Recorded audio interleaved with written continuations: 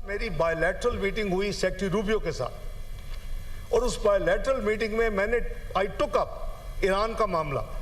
Issue क्या थी कि जी वो कहते हैं कि ये न्यूक्लियर वेपन्स ना बनाए। ईरान माना हुआ है कि हम न्यूक्लियर वेपन्स नहीं बनाएंगे, हम इसके लिए तैयार हैं। और हम मीडिएट कर रहे थे कि भाई आप बैठ के इस मसले को हल करें। 12 दिन की वॉर ख़त्म हो चुकी थी और उनकी रिस्पांस भी पॉजिटिव थी। इसमें वज़ीर आज़म ने बेपनाह उनकी एफर्ट्स उन्होंने की। मैं थोड़ी सी तफसील अर्ज कर देता हूँ। अभी इसमें फील्ड मार्शल सैयद आसिम मुनीर साहब अपने लेवल पर कर्नाटक एरिया में उन्होंने बहुत एफर्ट्स की। अपने डिफेंस जो उनके कॉलीग्स और जो हैं। पाकिस्तान की ईरान पर हमले की मजम्मत। मुज़ाकरात में मुस्बत पेशरफ्त के बावजूद ईरान पर हमला किया गया। तेहरान एटमी हथियार ना बनाने पर मुत्तफ़िक हो गया था। नायब वज़ीर आज़म इसहाक डार का सेनेट में इज़हार ख़याल, कहा कि हमने ईरान को पुरअमन एटमी प्रोग्राम जारी रखने की बात मनवाई। अमरीका ईरान के तमाम एटमी प्रोग्राम को मुकम्मल ख़त्म करना चाहता था। अमरीका और ईरान के दरमियान इस्लामाबाद में सालसी के लिए तैयार थे। पाकिस्तान दिलो जान से ईरान के साथ खड़ा है। पाकिस्तान ने कशीदगी के खात्मे के लिए सिफारती कोशिशें की। वज़ीर आज़म और फील्ड मार्शल सैयद आसिम मुनीर ने बहुत मुतहर्रिक और मुस्बत किरदार अदा किया। सऊदी वज़ीर ख़ारजा से कई बार राबता हुआ। आयतुल्लाह ख़ामेनी का कत्ल आलमी क़वानीन की खिलाफ वर्जी है। मुल्क के अंदर इस मामले को गलत रंग देना ठीक नहीं। हमारे मौक़िफ़ की वजह से ईरानी पार्लियामेंट के अंदर तशक्कुर पाकिस्तान के नारे लगे।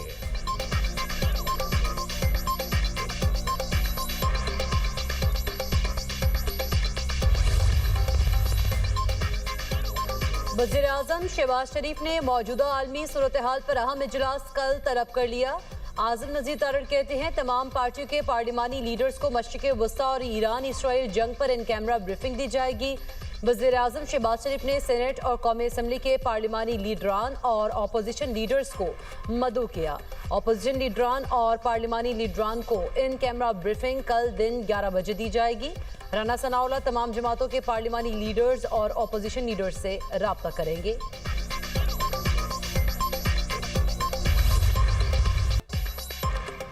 सऊदी दारुल हुकूमत रियाद में अमरीकी सिफारत खाने पर ड्रोन हमले के बाद 2 धमाके। ड्रोन टकराने के बाद सिफारत खाने में आग लग गई। सिफारतकारों की रिहाइश गाहों में धुएं के बादल देखे गए।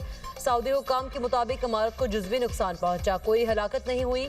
अमरीका ने सऊदी अरब में तमाम कौंसलर सर्विसेज मुअत्तल कर दी। अमरीका का कुवैत में सिफारत खाना बंद करने का ऐलान। हुकाम का कहना है कुवैत में सिफारत खाने को ताहुक्म सानी बंद किया जा रहा है।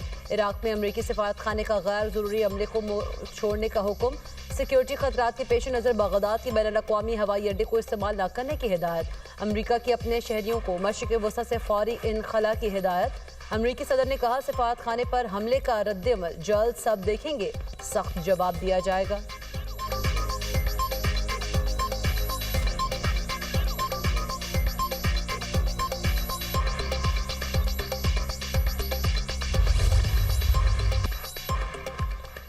अमरीका, इसराइल और ईरान के दरमियान जंग। अमरीका के 3 जंगी तैयारे कुवैत में गिरकर तबाह होने की तस्दीक। जंग में 6 अमरीकी फौजी मारे गए। अमरीकी सेनकॉम का खलीज ओमान में मौजूद तमाम ईरानी जहाज तबाह करने का दावा। कहा 2 दिन पहले यहाँ ईरानी नेवी के 11 जहाज से अब कोई नहीं। अमरीकी दावे के बाद पासदारान इनकलाब की कड़ी वार्निंग। कहा अपना हुर्मुज़ मुकम्मल बंद है, किसी भी जहाज ने गुजरने की कोशिश की तो राख बना देंगे। ईरानी पासदारान इनकलाब का अपना हुर्मुज़ ने अमरीका के तेल बरदार जहाज पर हमले का दावा। नेतन्याहू के दफ्तर और इजरायली फ़ज़ाई के हेडक्वार्टर्स पर भी हमले। पासदारान इनकलाब के मुताबिक जंगी मुजरिम वज़ीर आज़म के दफ्तर को निशाना बनाया। नेतन्याहू के अंजाम के बारे में मालूमात नहीं।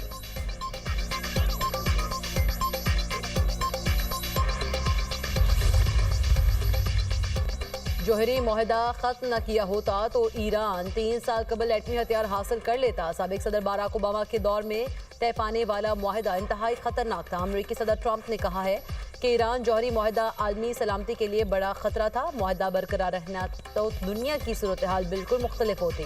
अमरीकी सदर का ईरान के खिलाफ तवील जंग लड़ने का इंदिया। कहा अमरीका के असलहा ज़खायर तारीख की बुलंद तरीन सतह पर है। हथियारों का इतना ज़ख़ीरा है जिससे तवील जंग लड़ी जा सकती है। ईरान में ज़मीनी फ़ौज भेजने की भी ज़रूरत पड़ सकती है। ईरान पर आसानी से गालिब आ जाएंगे, यकीनी बनाना चाहते हैं ईरान कभी जौहरी हथियार हासिल न कर सके।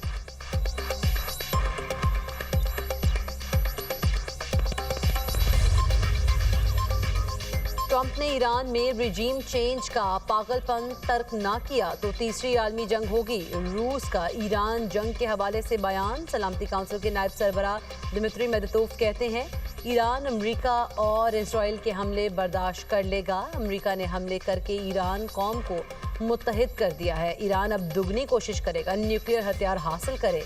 ईरान जंग से अमेरिका और इजराइल ने अपने शहरियों को ज्यादा खतरे से दोचार किया। ये अमेरिका और इत्तेहादियों की जंग है ताकि वो दुनिया पर अपना गलबा कायम रख सके।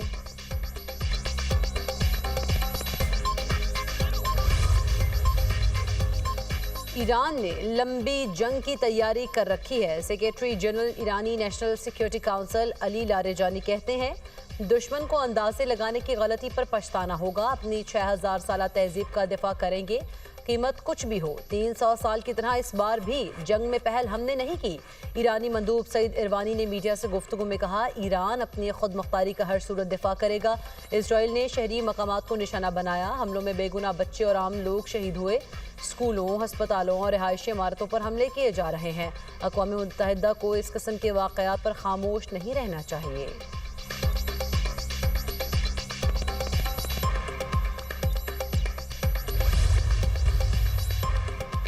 ईरान पर सख्त तरीन हमले होना अभी बाकी हैं। उम्मीद है ईरानी अवाम हुकूमत का तख्ता उल्ट देंगे।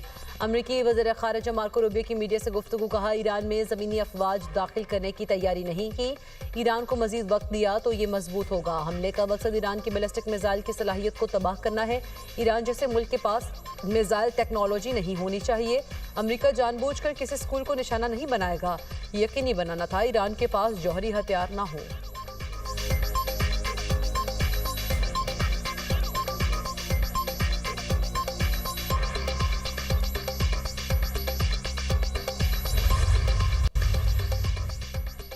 अमेरिका ने इसराइल की मुंतखब जंग में हिस्सा लिया। रूबियो ने वो बात कबूल की जो हम सब पहले ही जानते थे। ईरानी वज़ीर ख़ारिजा अब्बास अराग़ची का मार्को रूबियो के बयान पर रद्द-ए-अमल। कहा ईरान में अमवात का ज़िम्मेदार अमेरिका और इसराइल है। अमेरिकी अवाम बेहतर हुक्मरानी के मुस्तहिक, उन्हें अपना मुल्क वापस लेना चाहिए। अमेरिका ने मुज़ाकरात के बीच ईरान पर हमला करके सिफारतकारी को धोखा दिया है। ईरानी वज़ीर ख़ारिजा ने शहीद स्कूल की बच्चियों की कब्रों की तस्वीर भी एक्स पर शेयर कर दी। लिखा ये वो रेस्क्यू है जिसका ट्रंप ने ईरानी अवाम से वादा किया था। गाज़ा से मनाब तक बेगुनाहों को सदमोहरी से कत्ल किया गया।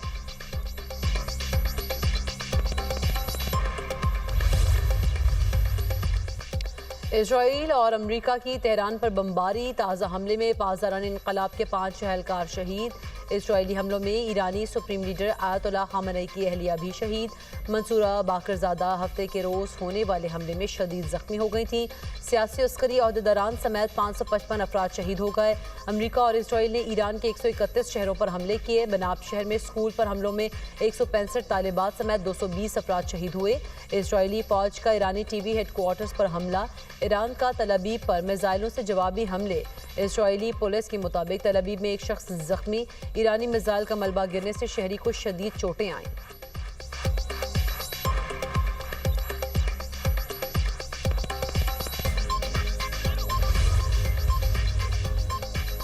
पाकिस्तान स्टॉक मार्केट में तेजी। 1700 से ज़ायद पॉइंट्स का इजाफा रिकॉर्ड। एशियन स्टॉक मार्केट्स में कारोबारी हफ्ते के दूसरे रोज भी मंदी। जापानी स्टॉक मार्केट्स में 327 पॉइंट्स कमी के साथ कारोबार का आगाज। जनूबी कोरियन स्टॉक मार्केट 1.26% गिर गई।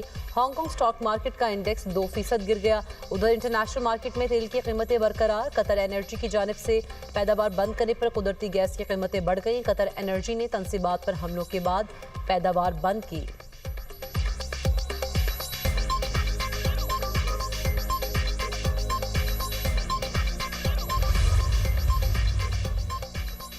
खत्ते में जंगी सूरत हाल के बायस आज भी पाकिस्तान से परवाजें मनसूख। यूएई, बहरीन, कुवैत, कतर समेत दीगर मशरिक़ वस्ता की 116 परवाजें मनसूख की गईं। कराची, इस्लामाबाद, लाहौर और दीगर एयरपोर्ट से परवाजें रवाना नहीं हो सकेंगी। मशरिक़ वस्ता के 8 मुल्कों की भी फ़ज़ाई हुदूद और फ्लाइट ऑपरेशंस बंद। एविएशन ज़राए के मुताबिक आज 1300 परवाजें मनसूख की गईं। 1 और 2 मार्च को 3400 परवाजें मनसूख हुईं। अब तक मशरिक़ वस्ता के 7 एयरपोर्ट्स पर 9,500 परवाजें मंसूख हो चुकी हैं। दुबई, दोहा, शारजा, अबूधाबी, बहरीन, कुवैत और अल मखदूम एयरपोर्ट्स ज़्यादा मुतासिर हुए। अबूधाबी और दुबई एयरपोर्ट पर फंसे मुसाफिरों के इनखला के लिए खुसूसी परवाज़ों का ऑपरेशन शुरू कर दिया गया।